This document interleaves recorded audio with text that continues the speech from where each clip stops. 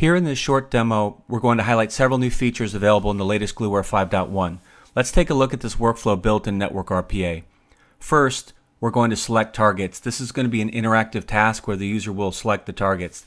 Next, we're going to be performing a new task, which is to assess state. Then we have a conditional.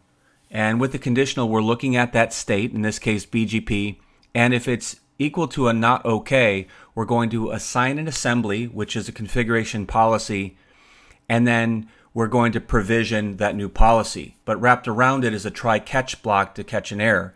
Then towards the end here, we're going to then configure Cisco ACI for layer 3 out. So that's a API call made to the APIC controller.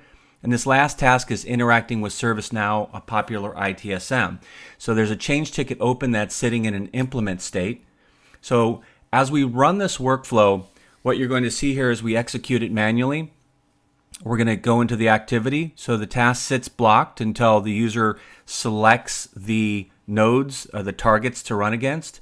So we selected the routers, the Cisco and a Juniper WAN router. So now the workflow is running and it's executing that BGP health check on those devices. In the detailed logs, because Gluware is an integrated stack, you will see the detailed output of that state assessment. We put it in JSON format. So we have a data structure that we can then pull data out of to check various states. In this case, we're checking that BGP peering relationship. So once the health check is performed, it will execute the conditional that will say, if it is not okay, we want to provision that device.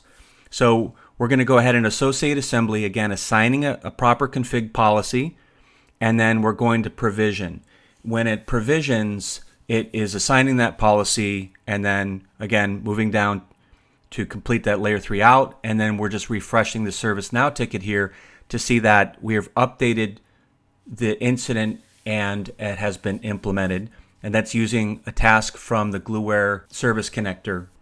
Thank you for your time. Check out gluware.com for more information about the latest 5.1 release.